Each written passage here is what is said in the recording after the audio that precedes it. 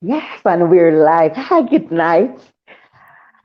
Here with you tonight is me, your host, Beverly Briggs, and the lovely Christine Brooke. And we are just happy once again to spend this time with you, just chatting. That's what we are about when it comes to real talk. Talking about things that concerns us, talking about issues that are on our mind, issues that we think we need to confront in order to have a better life as humans here on this earth. Just today I was talking to Christine. We were speaking on WhatsApp, and it dawned on me that I had told a friend what I wanted to do when it came to real talk. And he had introduced me to The Real. That's a talk show with Tamara Murray Housley. And I don't know, it just came into my mind today because I had stopped following it for a little while now. It's something I used to follow religiously. And I couldn't remember the name of the talk show. And that sent me to YouTube. Now, the thing about it is that when I went on YouTube and I researched it, the it was baffling to me the episode that came up. And that episode was where Tamara, she had just reunited with the group with the Reels, and she was emotional because Mhm. they had lost a family member. In Let me get make sure I get it to get my dates right. November 7th, 2019, there was a mass killing of 12 persons in a borderline bar and grill, right? It was Wednesdays. And on Wednesday nights, they usually have college country nights where they go and they lime and they play games, like pool and dance, line dance. And they got up a lot of them to do the line dance. And a guy came in, a 28-year-old man, and shot and opened fire on the persons that was on the dance floor. And one of those persons that were killed was Aleni Housley. That is Tamara's sister-in-law. And they were feeling the brunt of it. And listening to that episode, there was something that she said that struck home, and I just want to read it for her. She says, she and her brother-in-law was had started an NGO to reach out to persons to talk about gun violence. She said, our goal is to bridge the gap in America. Unfortunately, we are divided, but the only how we could see real change is when we are united. To start change, we have to be able to have a conversation.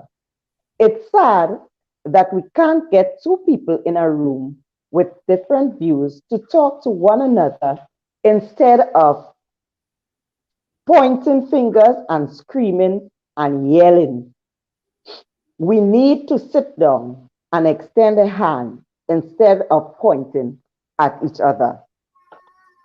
She said, I think the moment we focus on finding commonality instead of differences in the beginning, that that's where we could start with looking at decency. When we start from there, that is where we could get the work done. And when I heard her say that, I was like, okay, yes, yes, this is what I'm speaking about. You know, the Bible says, come now, let us reason together. Though your sins be as scarlet, they shall be white as snow. Though they be red as crimson, well, though they be red as crimson, they shall be white as snow. And it's something I always say. If we could just sit down, you know, she was talking about the division in America. And the truth is, it's not just in America. Our human race is divided. We are divided because of culture. We are divided because of race. We are divided because of religion. And there are so many things that we choose to bring division among us that if we would just focus, as she said, on the commonality, we would recognize that we could actually have middle grounds where we could come together and deal with the underlying issues. I think too many of us have to go through too much hardship and pain before we start standing up and doing what is need to be done. So that is what real talk is about. Real talk is about having conversations, being able to just talk regardless to our differences in race, regardless to our differences in religion, regardless to our differences in culture. We just want to be able to get together and talk. Mm-hmm. Yes. Yes. Give me It's a sec, amazing please. that I'm you just bring that adding. up. Ah, hello. Uh-huh. Hi, good night. Good evening. How are Hi, good you? night. I'm fine, I'm fine. How are you? I'm doing well. Lovely. Happy New Year to you and yours. Thank you. Happy New Year's to you and yours as well. Thank you very much. Yes, so guys, this is Kwesi. He is also from Trinidad. It's nice to have you, Kwesi, on the show. You would like to introduce yourself, and then I would give you a summary of what we were speaking about. All right, no problem. Well, as was said by Beverly, my name is Kwesi. As you can see, my name is Lafleur as well, Kwesi Lafleur. Yes, I'm from Trinidad, and I would have been made aware of this program by Beverly not too long ago. Um, it is always in me to know more what people think, how they interact with the genders, how they interact with one another, and so forth. And I am very interested in the direction this program is taking, and it's something that I really want to be a part of. And whatever way I can contribute positively, I will do so. I'm open to all the views and opinions in this program because I believe I can learn from everyone who has an opinion in this matter here. So I'm here to learn. I'm here to also share my opinion and views with the hope that someone is, touched, is blessed, and so forth. As much as I intend to be touched and blessed by all the opinion and views in this program as well. All right. Wonderful. Nice to meet you. Yes, Yeah. yes, Kwesi, thanks. Yes. And the thing about it is, we was just saying, you know, that this program, that is what it's about, reaching out to persons. And Right. one of the things that Sarah, who we were speaking about earlier on, one of the things that she had suggested is that in order for us to come together as a people, we must sit down and have conversation. And that we have to be able to, even though we know that we are different, even though we do have different views, to be able to respect each other so much that we can find the commonalities rather than the differences and work from there. Because I was thinking about it just this morning. I was like, you know, we know that hope is something that persons need in this world, right? To live a fulfilling life. And sometimes because we believe that the hope that we have is the hope, we try to take away another person's hope instead of saying, okay, well, if I've got the right thing, then I'm going to live it. And when they see that what it's doing for me is so much more than what it's doing, what their theory is doing for them, and they in turn would want it. We sometimes use religion and culture to bash each other, point fingers, and take away other person's hope rather than finding the commonality, sorry, where which we can unite so that we as a human nation could have a better life. All right.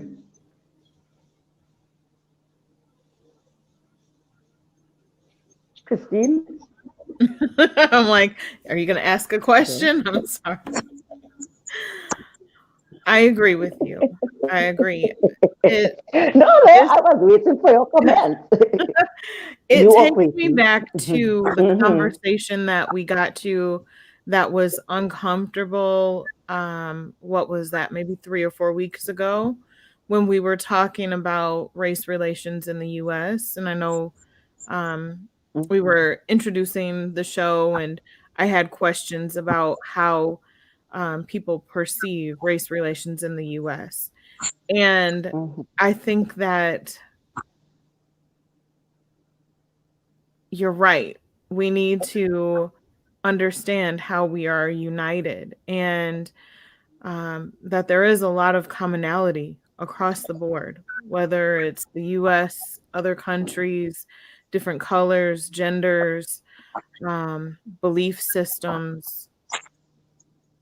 There is a level of commonality in all of us. And how do we find that? How do we because when we find that commonality between us, that's where our strength resides, is being able to understand another person, even though you may not fully agree with them 100%. There is something that aligns you with that person and connects you. We are all connected, is what I believe, in some way, shape, or form. I agree with that. I agree with both points. You know, my Yes, that's what I'm saying. Okay. is just like what both of you are asking, how do we find that common ground? How do we strike that balance? And how do we now move forward once we can find that balance?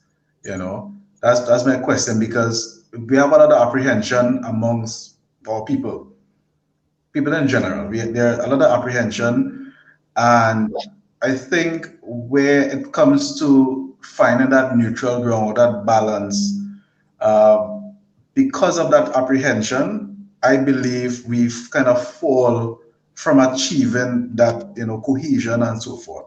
So it's how do we actually find common ground, and how do we now move forward after finding that common ground? Yeah. I think that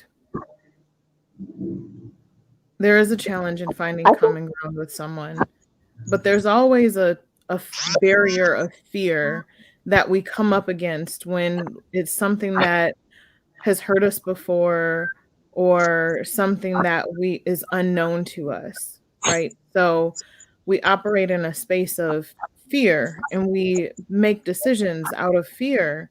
And really, we should be pushing past those barriers of fear and knowing that what's on the other side is either a greater understanding or a greater strength, right? So I know you were about to say something, Beverly. What do you think about that? And what were you about to say? No, and what's funny, Christine, is that fear is a commonality. We all have fears. You know, and my fear is not different because I'm black, and your fear your is different because you're probably from a different race. We all have fears, you know. That's a common ground. That's a common ground. We all, if we were to ask persons what make you feel loved, you would realize that we all have the same understanding or definition for what love is.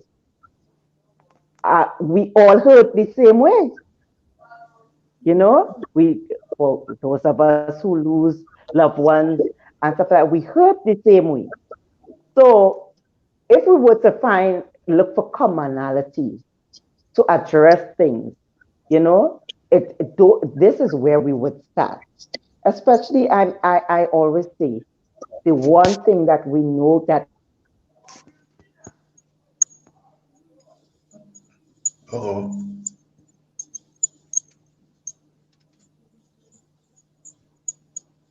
Beverly, are you there? Uh-oh. I think she's having internet problems. Okay, so what do you think about what I said? But I agree. To add to it though, on the spiritual aspect of it, the Bible says perfect love casteth away all fear. And I believe throughout our generations, we have had problems with showing love and receiving love. You know, once you are comfortable with someone, once you love someone and you know they love you back, there is nothing called fear in between there, you know. And I believe that throughout our generations, we have lost the concept of true love, right? I'm not even talking about sexual love. I'm talking about, you know, the agape love, the true, genuine love for one another. Um, I don't want to sound all spiritual and so forth. However, I believe that that is one of the aspects we need to also take a very close look at. Um, because there is a lack of love, you're going to have the racial tension, you're going to have that racial division. Because of lack of love, you're going to have fear for trusting the person next to you with information about yourself, fear of being ridiculed, fear of just being shy to come forward and say, hey, I need help, or I want to help someone, I want to be part of something new, part of change, because of the lack of that love, you know. But I definitely agree with what you said before, and it's something that I have always played with in my mind. How do we establish or re-establish the love factor? You know, Right. I'd like to expand on that because I think that that is key. Love is key. And if we look at spirituality and say God is love, then really love being present to love someone else, even if they don't love you back, allows you to forgive. It allows you to accept their point of view. It allows you to grow stronger as a person and to love yourself, even if you don't receive love back, is the other facet of that. You know, God's love is about you and your relationship with God, not necessarily the relationship of love coming back to you, being able to love outwardly, even if it's not coming back to you from an outward source, because you have so much within you for yourself. But the challenge, I think, for a lot of people is learning to love themselves and learning to love others despite what proof is or isn't there. right? I understand. One sec, Beverly. Beverly. Oh, can you hear me, yes, Beverly? I'm here. My internet is giving trouble once again. I I'm understand. here. You hear me? Yeah, me and you. just to bring you up to scratch, my contribution was My in- basically um, the lack of love, or the lack of understanding of love, given or receiving, can be a factor as it pertains to Mhm. the what we were referring to just now, right?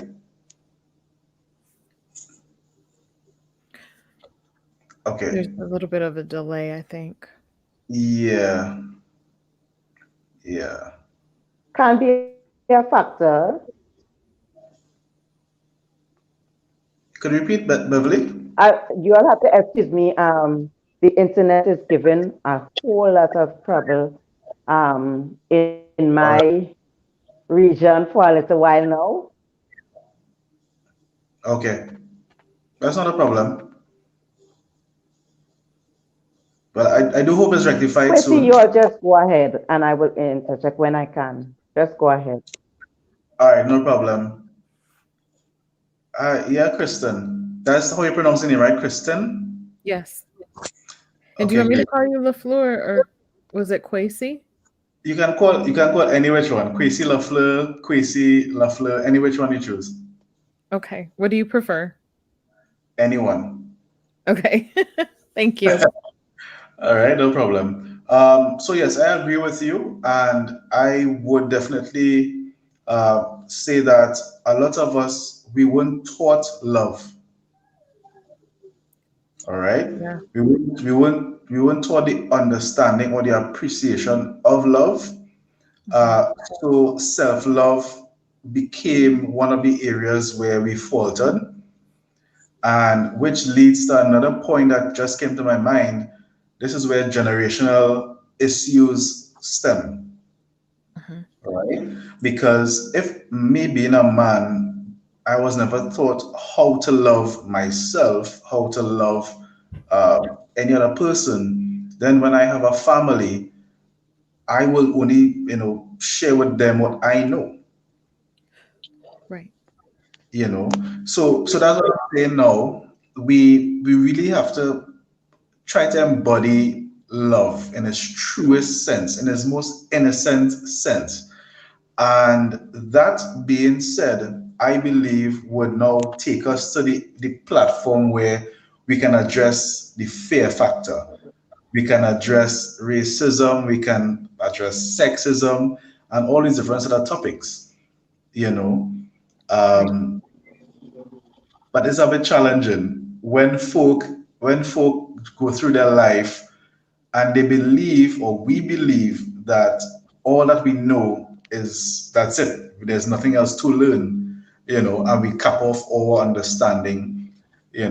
So finding that way, that medium or channel, or however you want to put it, to reignite that love factor in the minds of not just ourselves but those closest to us. That's one of the areas where we can start, and it's going to just shoot off across the board. But it's just the initial start is a challenge. Absolutely. Absolutely. Yeah. So Yes, yeah, sir, yeah. and I totally agree with you. Tracy, I totally, totally agree with you. Uh, you know, I was saying before, pain is something that is the one thing that, has touched everybody. So it's the Right. one thing that we know that we definitely have in common. Pain informs us of things that we are missing, which is love. It informs us of the aspects of love in our life that we are missing. And one of the things that we do when we go through pain is we go and do counseling. And one of the things that we are encouraged to do is journaling. And journaling helps us to be able to write down our thoughts, write down the things that we long for, the things that we believe that will make a difference. And while doing that, we would recognize that love is the key. Love is the thing that makes the difference. Now, my story have not been a nice one. Christine's story has not been a nice one. And Kwesi, I really don't know your story. But what gives us the strength to get up and get out there and to talk is love. We know the sting of pain. We know the aspects of things that have been missing. We know that right now we need to be talking out. We need to be having these conversations so that a difference could take place, so that we could make a difference. A change could take place so that we can make a difference. So that we do not have to hear that a lot of persons have experienced the same thing that we did. We want it to be in such a way that the generation coming don't have to experience some of the horrific things that we did. And the only thing that would give us the ability to get up and speak about these horrifying stories is love. Not so, Christine? I'm sorry.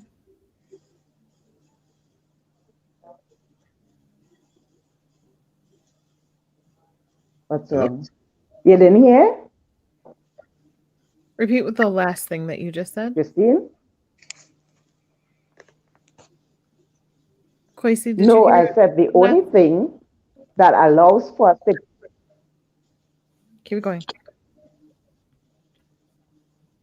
the only thing that allows for us to give our stories, no matter how horrifying they are, is the fact that we love others and we want better for others. We don't want to see a lot of people going through the same thing that we did. And we're asking, isn't that true? Absolutely true. When you go through something horrible, you have two options. The first is you can be silent about it. You can hold it in. And as you do that, your body has anxiety and disease starts to set in within yourself. The other option is that you acknowledge that pain. And out of love for yourself and love for others, you speak up. And especially when there's trauma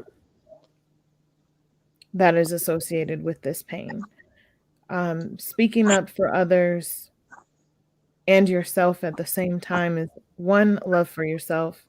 And then it's also love for other people, because like you said, Beverly, it's that you don't want to see someone going through what you went through, and that you know that if you can prevent one person from having that same experience, that it's worth it.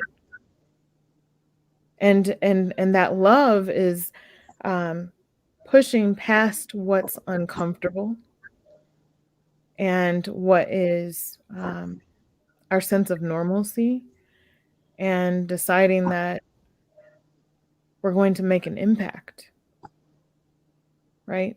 So for some people, it's not on such a grand scale as what we are on a mission to do, but it may be speaking up to someone that informs someone that they've been through a trauma, and it's that person sitting listening to someone crying that had a miscarriage, saying, I've been there too. I know that pain. Or someone that has lost a family member and the person consoling them says, I've been here too. When we go through something, we're able to relate to people better. And as you say, yes, we all have been, hopefully, you've been through something. That's part of life, right? That we all go through something. And as we go through things, we evolve as people, and you become a person that can love in a new way. As a child that had not experienced pain, I was innocent, right? I didn't know how to relate to anything but happy. Mm. But my first instance of pain, I was able to relate to others. It's just like a kid falling down and scraping their knee, Mm. right? If they see after they've had that first really bad knee scrape that their friend fell, they know that they can run home and tell that kid's mom, or they know to help them get a Band-Aid. But before that, they just look at them and they don't understand that pain physically. Mm. But as we go through emotional trauma, it is similar in that we're better able to relate to pain and we're able to want that to not be there for someone else because we understand.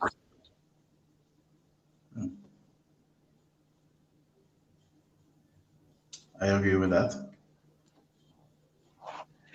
Yes, yes, totally agree with that. And Uh, here's the reason why we encourage persons to not sit on your story.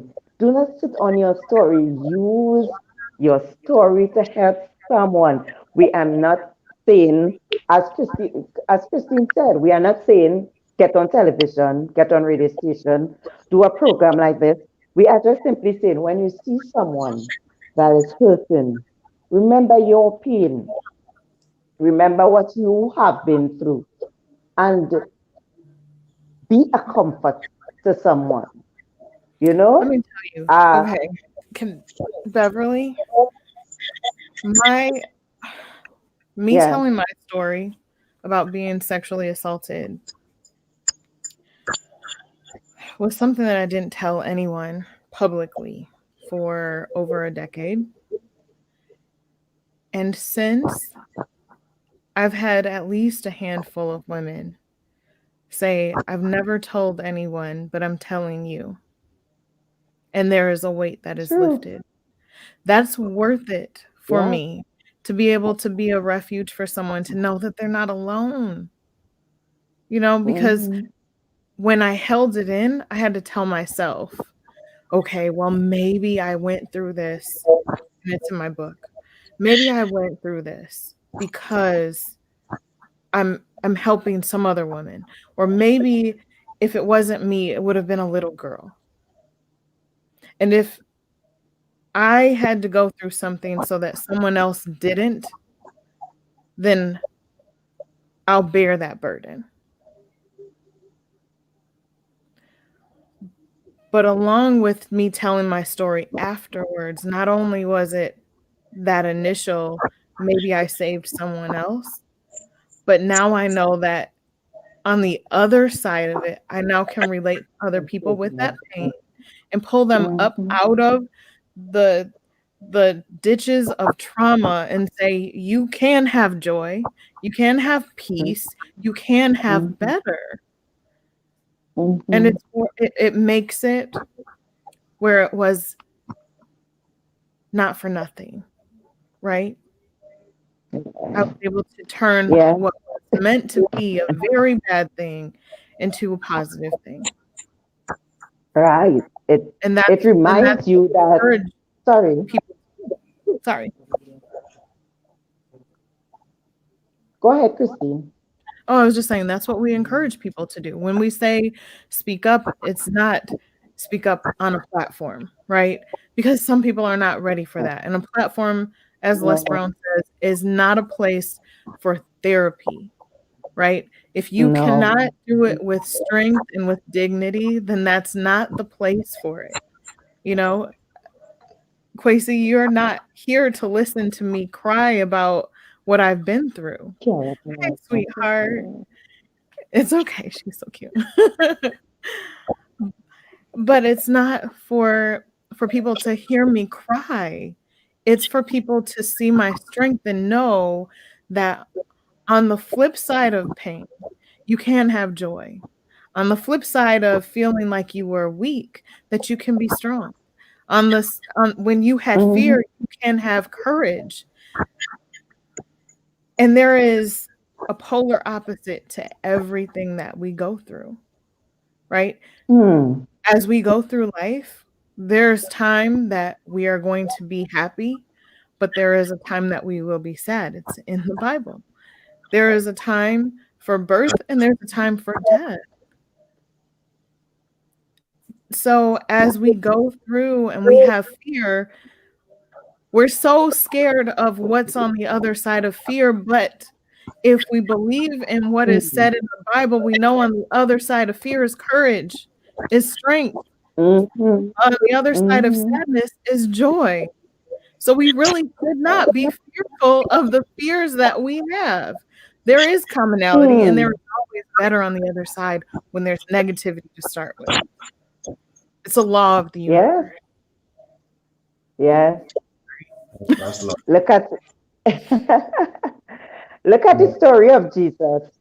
You know, he was wounded for a transgression. He was bruised for iniquity. The chastisement of all peace was upon him. So every time we ask for his spirit, we may not understand or we may not know it, but every time we ask for his spirit, we kind of invite traumas into our life. Really. Kwesi? I would agree to some extent, yes. Just this week, last week I was thinking about it. Just a little off topic. You notice everyone in our history, Martin Luther King Jr., biblical characters, everyone who fought for peace, unity, for love, they were all killed.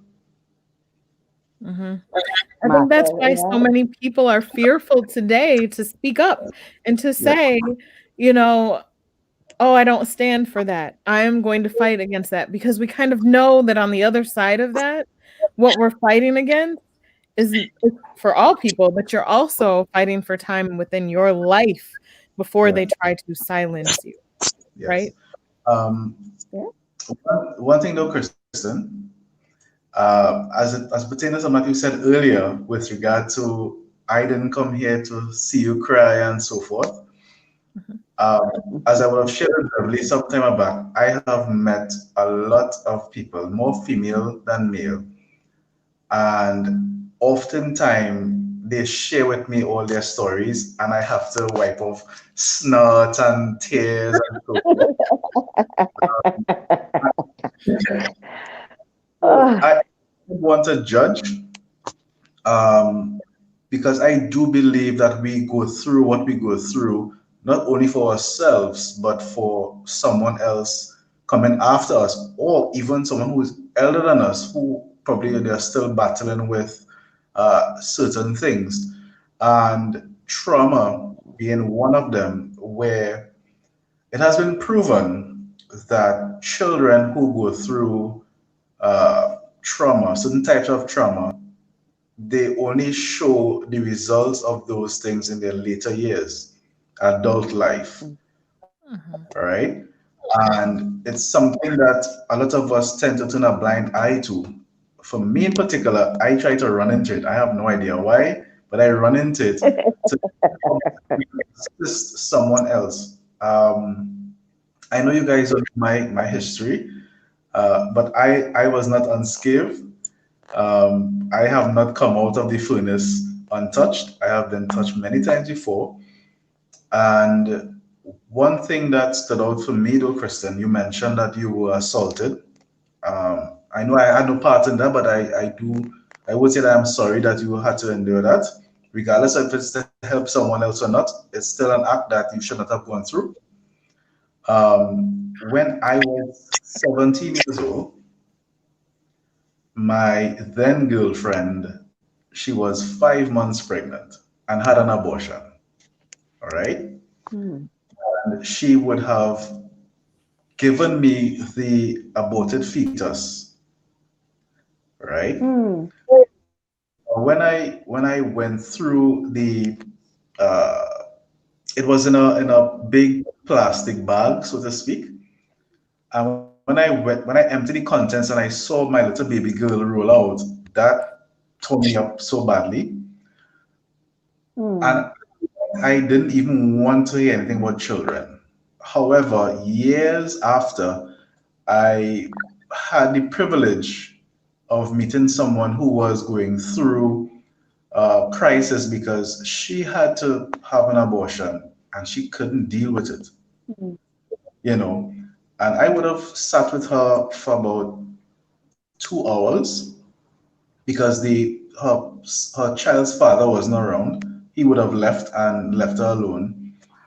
And I shared with her Mm. even my own story, which I would have just not given you guys the details because it's kind of gruesome, all right?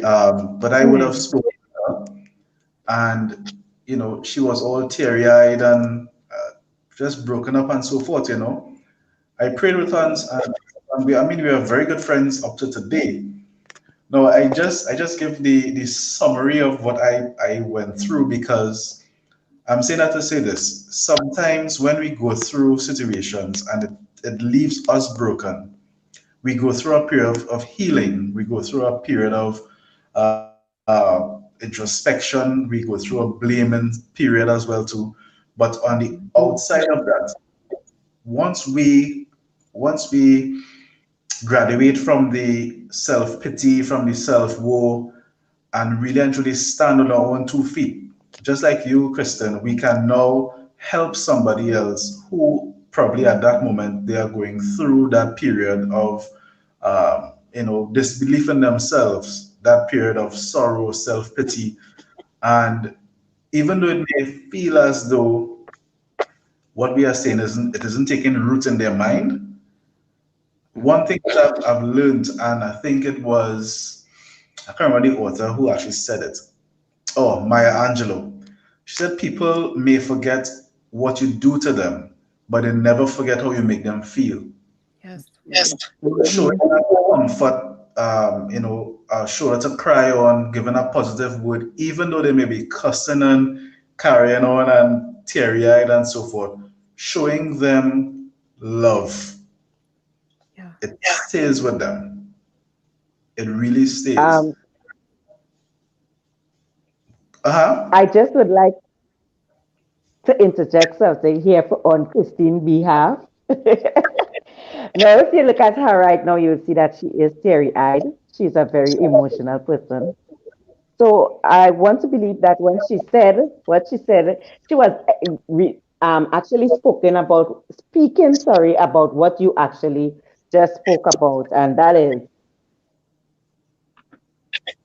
you can't really go on a forum to help others if you are still a victim. Because what instead of helping persons, what you actually do is look for self-pity. You look for persons to find pity, have pity upon you. And so I think that's what she was actually relating to, to the fact that, hey, when you get on a forum, something as this, yes, you would still get emotional. Yes, you would still feel this thing of pain, but you would be so above it that you would be able to help someone else to get Hmm. above. Absolutely. All right. Absolutely. And I think you both were saying the same thing in different ways. And I got teary-eyed because Kwesi, Yes. I'm a very imaginative person, if you will. And when you said you saw your baby girl in a bag, that just got me all choked up. Like, so that's my emotions for, the hope of being a parent, because I love being a mother, and I don't know if you have children. Do you?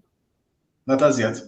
Okay. So, I hope that you do someday get to experience what that is like to be a father. Because being a parent is one of the greatest gifts that I've ever been given.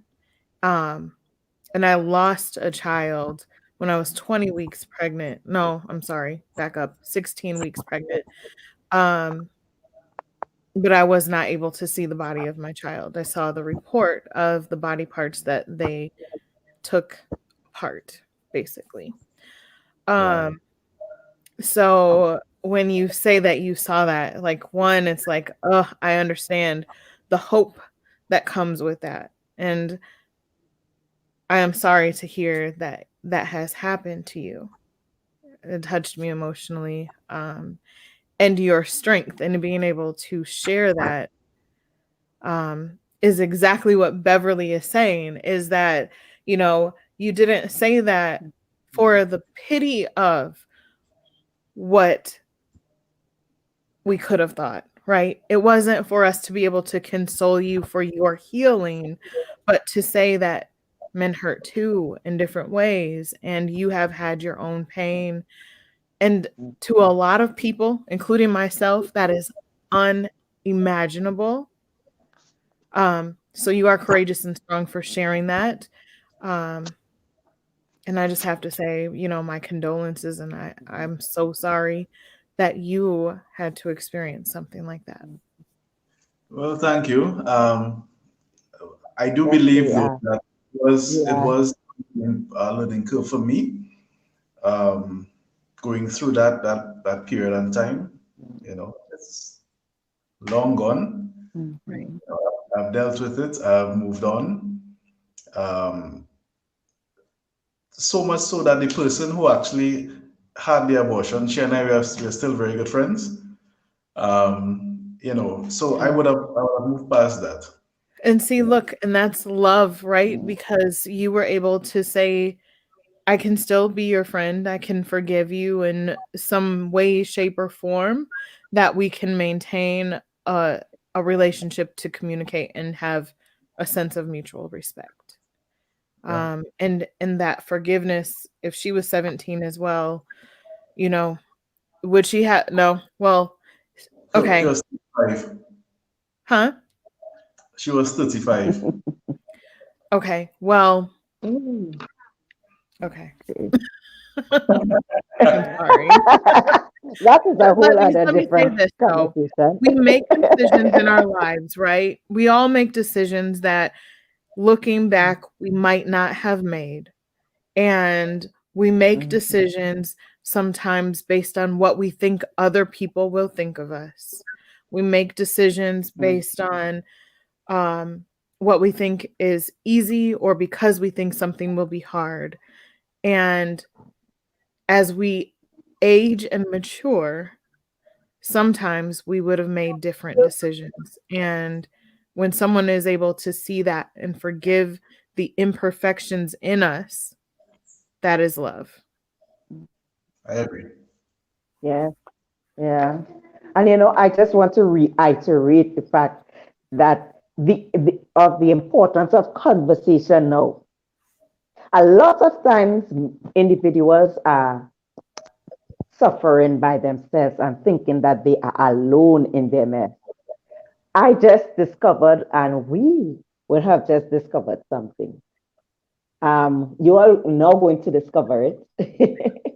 But I would have discovered it, and that's the fact that all three of us have been touched with that thing of losing a child. Um, I accidentally aborted my child, my first child. When I got married, I was having problems having children, and they said that my two ovaries were polycystic, badly polycystic. And I went by a herbalist, and he gave me something to drink. And I drank it, but I felt that I still was having problems getting pregnant. And I went and told him, and he gave me something else to drink. And when I drank it, unfortunately, I was pregnant and I aborted my child. Oh, So that is only through talking, through having this conversation, that we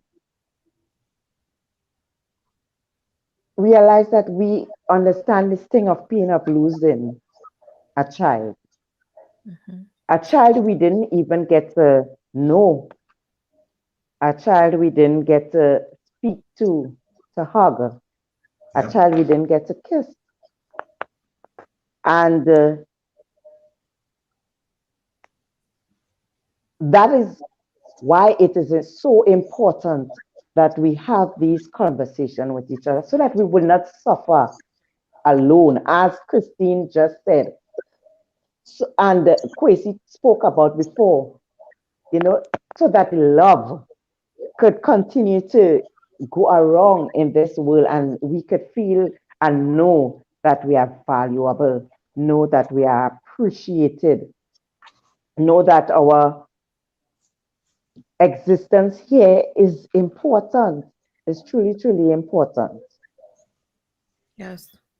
You Beverly, know, I'm sorry for your loss as well. Thank you for being courageous. And I hope that you have forgiven yourself because you didn't know.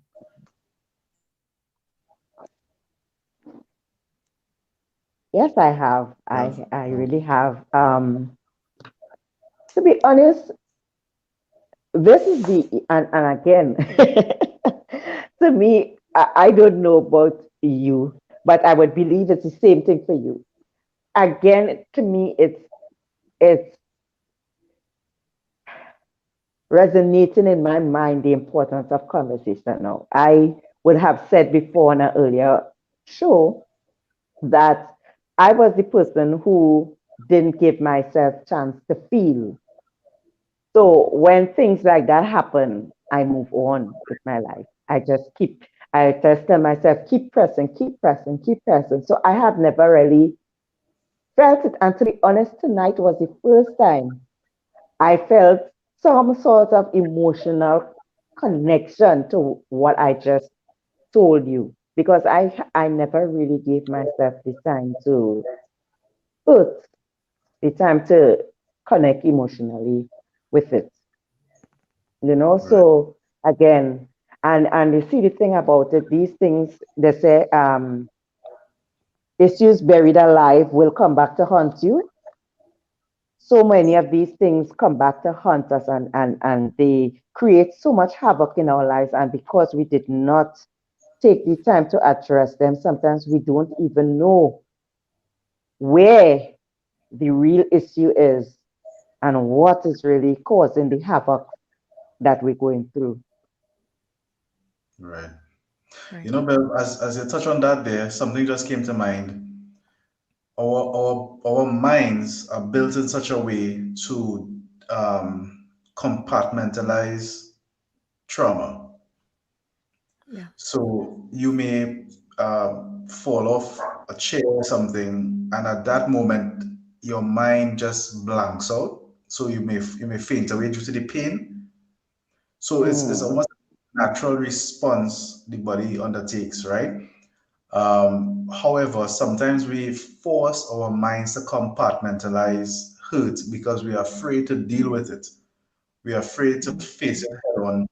And what that translates into is later in life, depending on the level of trauma, it affects our relationships, it affects marriage, it affects our own self-esteem, definitely. you know. So I really, really, I agree what you're saying, and I would also hasten to say that it goes all the way back to what we have been discussing so far. Love for oneself, love for others, and the love, to me, the love that I'm speaking about, it transcends trauma or pain and hurt. It's just genuine love and care.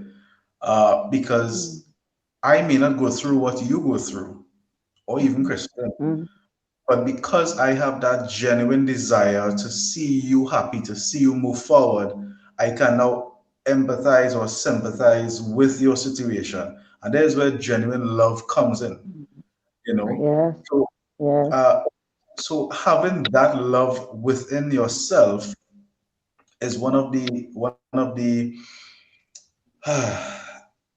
areas where I would say could help us definitely move forward with helping one another and helping ourselves. You know, Hmm.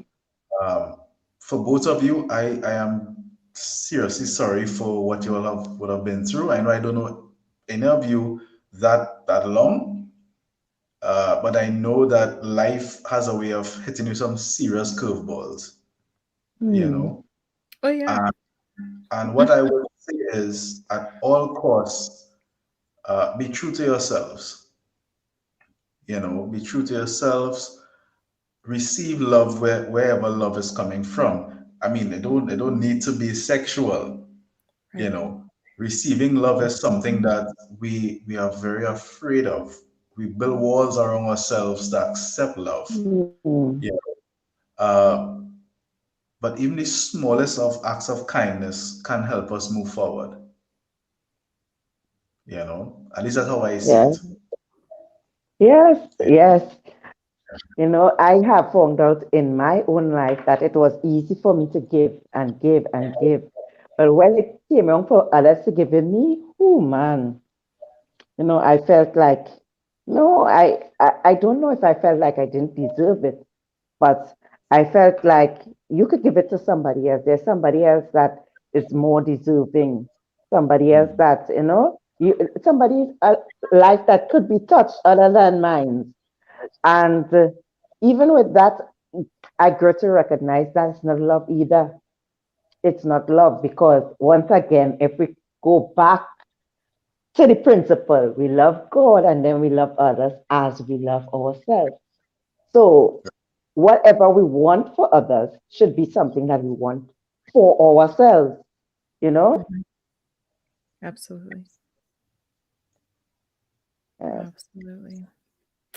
We there talked was. about journaling, you guys, and that is something that I think through all of my trauma was key. I mean, that's really what my book essentially is what I've learned from going back and reading my journal. So I encourage anybody that's listening to us, or even the two of you, if you've never tried it, to try journaling when you're going through something, to grab a journal and write down how you're feeling. Because as you go back and you look at where you were in the past, you realize how much you grow. Um, and it allows you to acknowledge the way that you felt, but then it also allows you to have gratitude in a different kind of way. Not just that you went through something and got through it, but you had gratitude to acknowledge where you were and where you are now. Yes, yes. And Christine also, as we were talking about before, um, we later on in life, you bounce up the same feelings. You go through the same feelings. And sometimes we don't understand. You could go back into your journal and see this is what happened and this is how I feel. And this, what I've been through, is what is causing me to feel this emotions today. You know? Absolutely. It's Absolutely.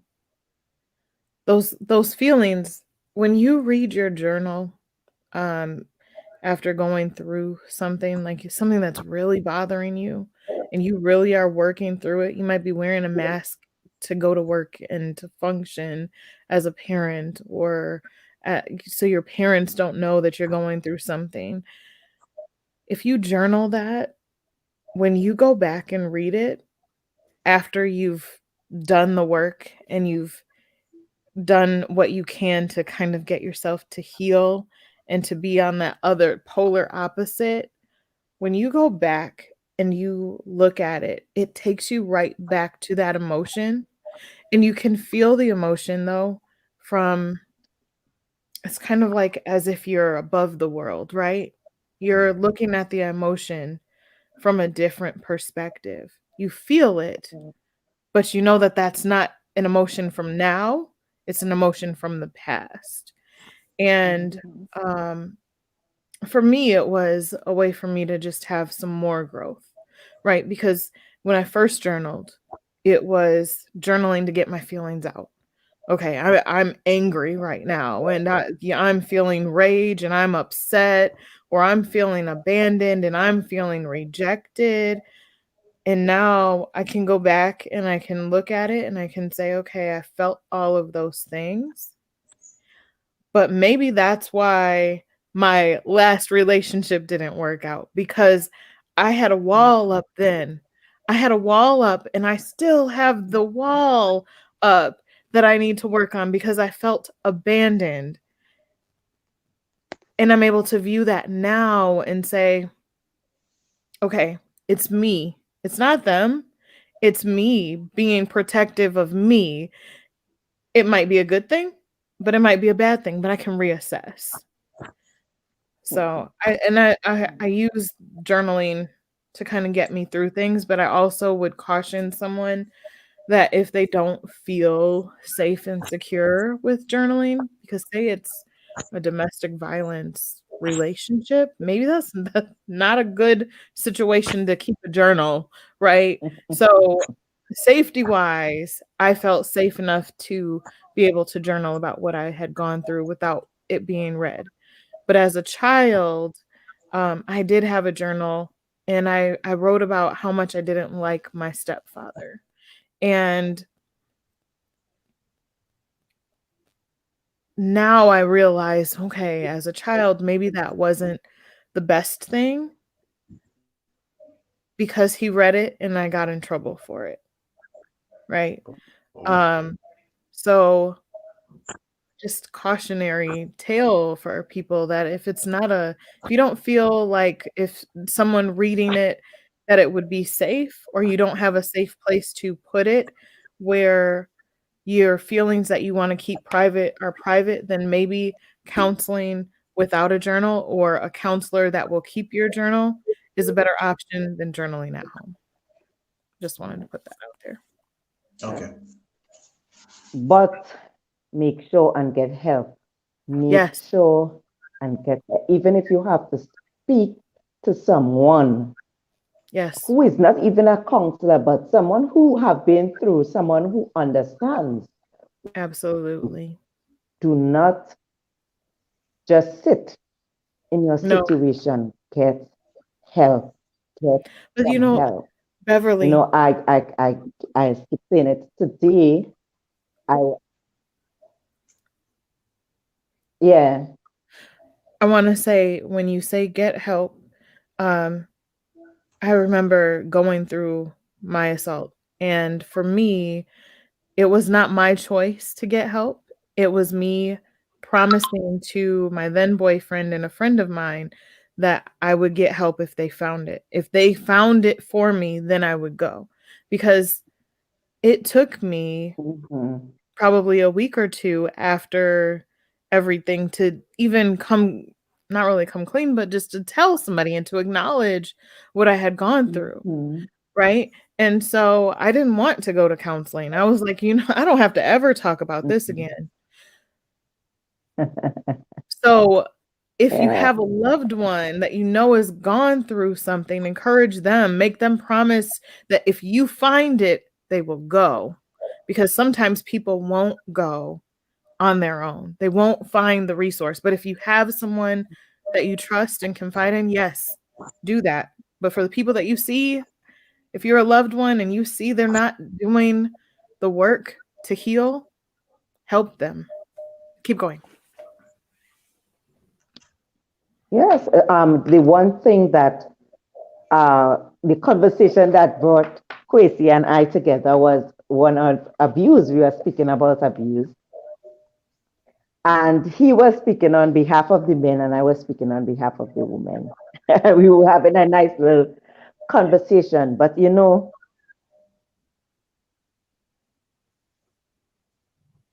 that the other thing about it is, as family members, educate yourself on signs and symptoms of depression, abuse, trauma.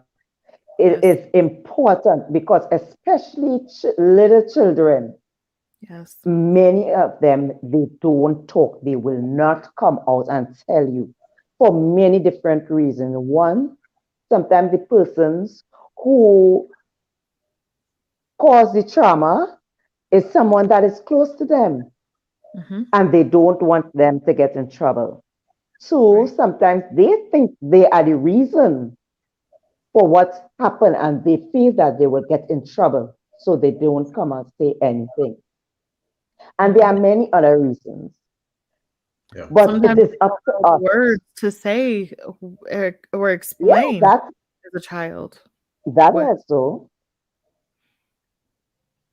It is up to us to educate ourselves on symptoms, um, so that we can be able to help our family members. Agreed. Chrissy? I agree as well. Chrissy, you're As saying something here. as it pertains to children and abuse and so forth, um, Mm-hmm. parents, I believe there is something that parents can try, which is to develop from a tender age with their children that trust, so that anything that feels a bit uncomfortable to them, they can come to you and say, this is what has happened. All right. Now, I know it takes a lot out of parents to develop that type of relationship, but it does help, you know, opening the children's mind to that level of trust. So it's okay. So it's like some children may not say what is bothering them or what was done to them, but once a child is comfortable with you, there is nothing they would withhold from you, right? Now, I'm saying that very, very cautiously, all right? Yeah, I'm saying very cautiously, but it goes right back to the conflict level, right? Not just with children, because adults as well too. We go through stuff and we just don't want to share, but once you feel comfortable with someone, you open up to that person with that person, and you share everything. So it's just I'm agreeing what you are saying, Beverly. I am agreeing we Yes. need to open our minds to re-educating ourselves on all the signs and symptoms and so forth of abuse.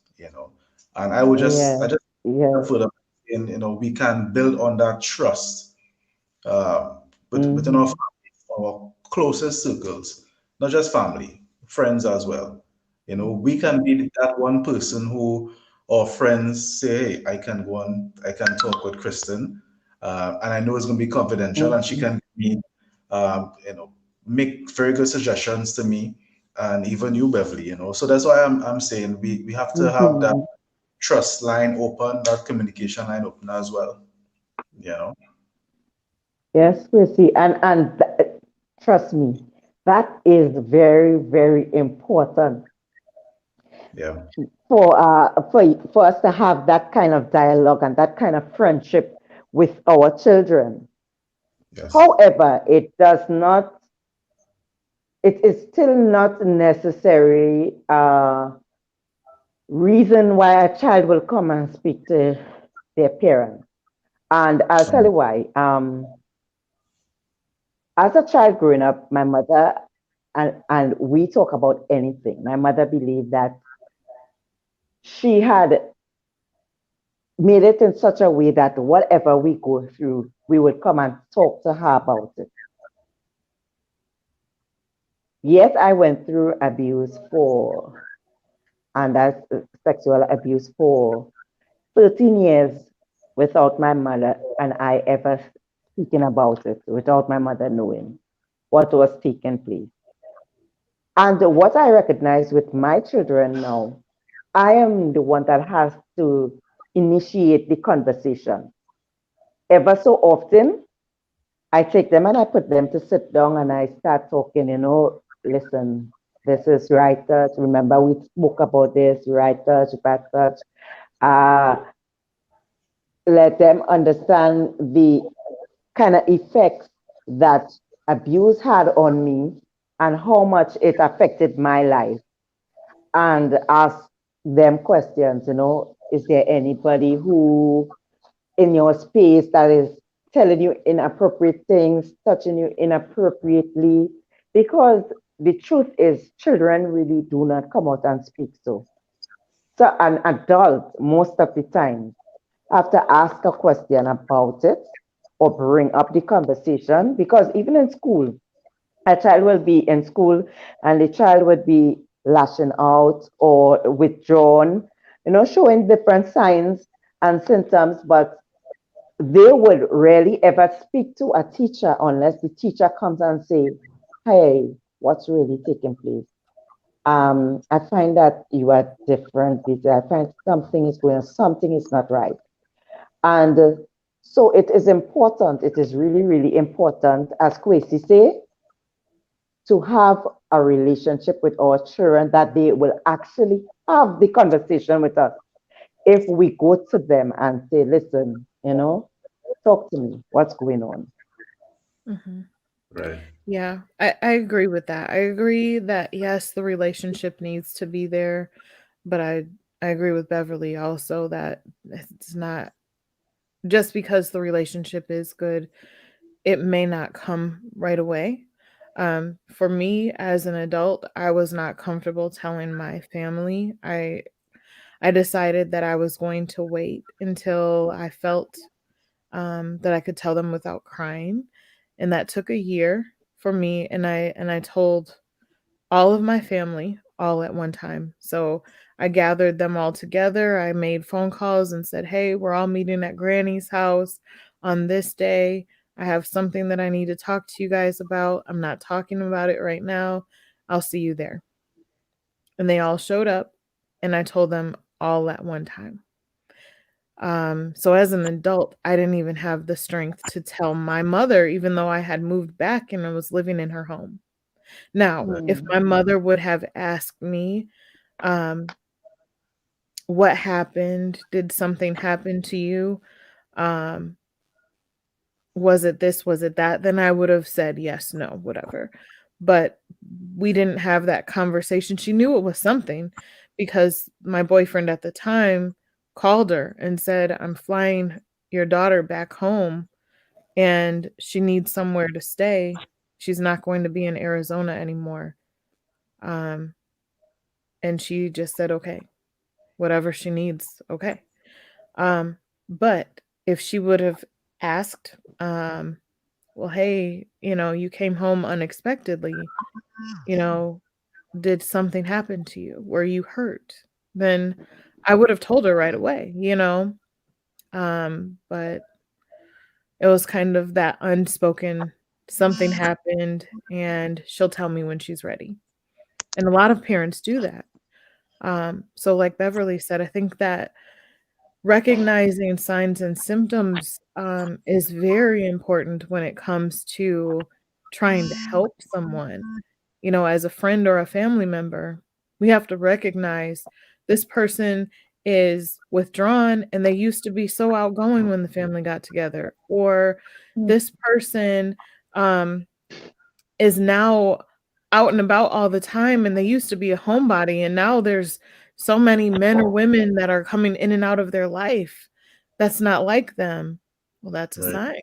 sign, or whatever it might be that, this person, I see that they're wearing long sleeves in the summer and it's hot. But why are they wearing long sleeves and it's hot? Well, what are they covering up? That's a Right. sign, Mm. Yeah. So um I think sometimes we're scared to ask those questions because we know that it's going to be uncomfortable and we know that potentially there is going to be stuff to deal with. But we have to be ready for that and be willing and loving to help that person through whatever it might be. Right. Ladies, give me It might 1 minute. actually save a life. Go All ahead. right. Go ahead, sweetheart. Hmm. Yeah. Oh, I thought when he said 1 minute, he was going to say, yes, yes, Christine, you are so correct. A thought came to my mind. I'm trying to remember what the thought was. But as I was remarking earlier on, you never know what life you are able to save. You Right. never know whose life you are able to save. It's either we could save face or we could save a life. Absolutely. Ooh, I like Embarrassment is that. how we take it, Yep. Save face because or save a life. sometimes, yeah, I'd rather yes, save a life. sometimes we rather save a life because I would rather someone save my life, right? Yeah. Yeah.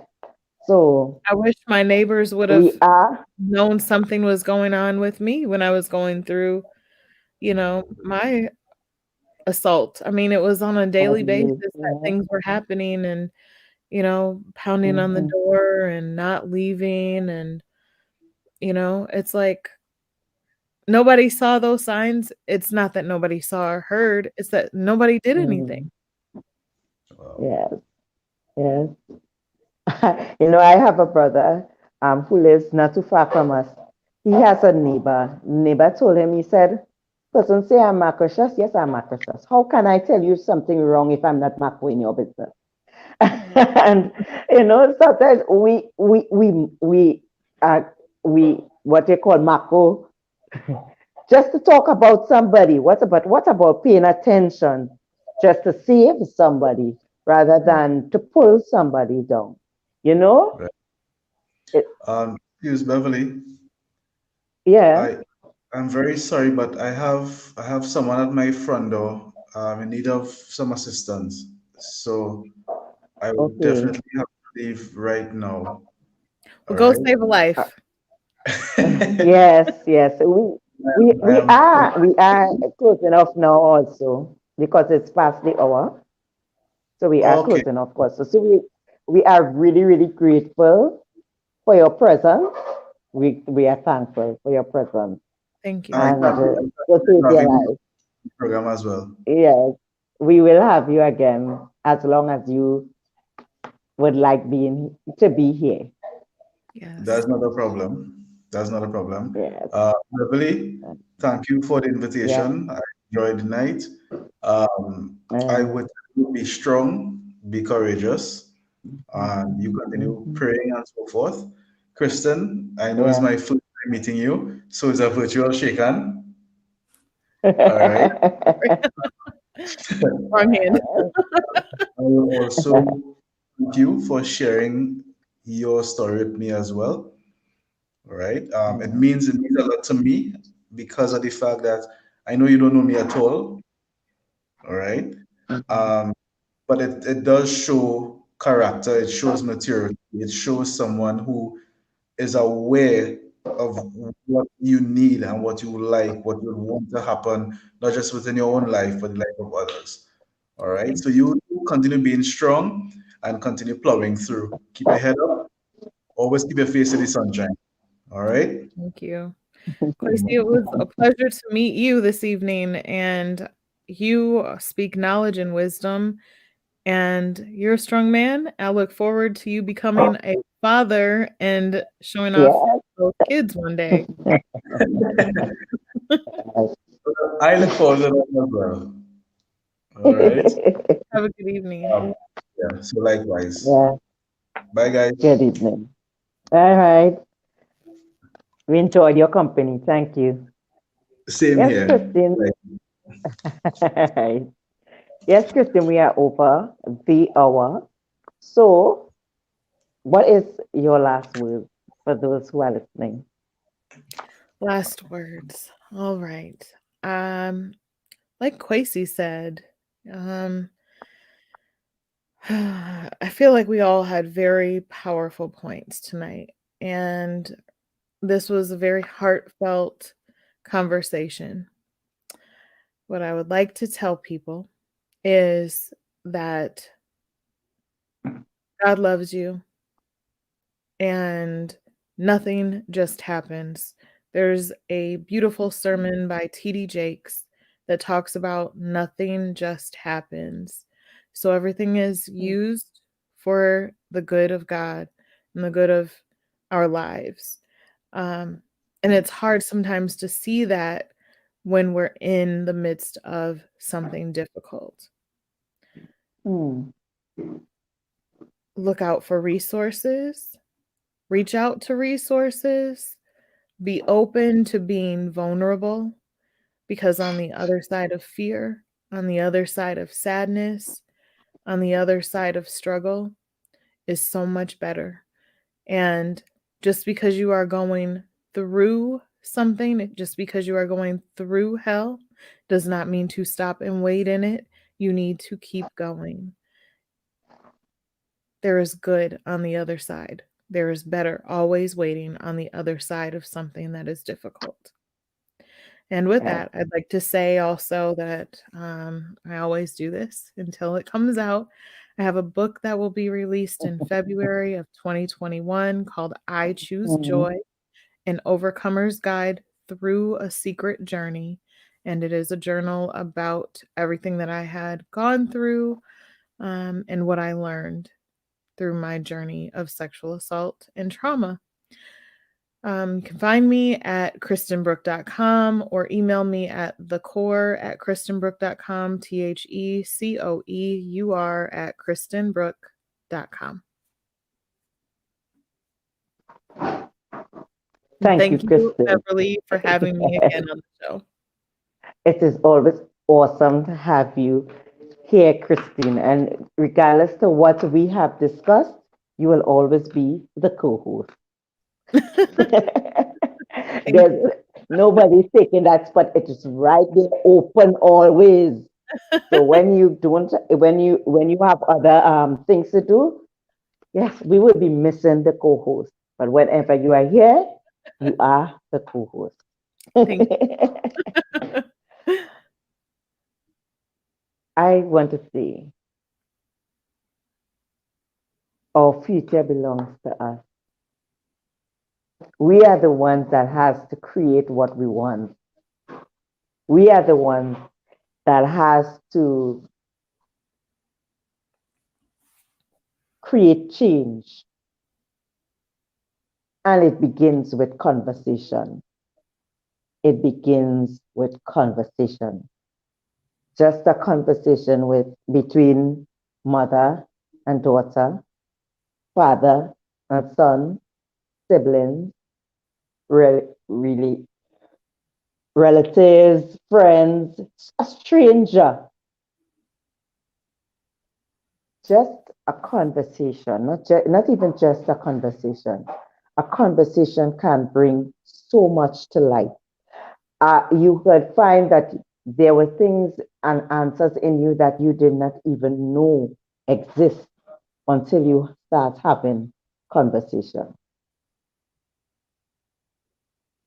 The lawyer asked Jesus all the laws and the regulations, all the commands that was given, what truly is the command for the human race? And Jesus said, love God and love others as you love yourself. We are reminding you tonight that love is a thing that makes a difference. Love means that we are looking out for ourselves and we are looking out for others. And trust me, you could never look out for yourself without looking out for others. Because when we continue to allow abuse to take place, when we continue to allow assaults to take place, we are weakening the human race and is inviting violence on our own doorstep. So let's look out for ourselves today by looking out for others. Use your story to help somebody today. This is your host, Beverly Briggs, and co-host, Christine Brook, saying to you good night. Do have a pleasant night and do educate yourself on the symptoms and signs of trauma and depression and abuse. It's like Les Brown does. Good night, y'all. We did have a lovely time. Good night.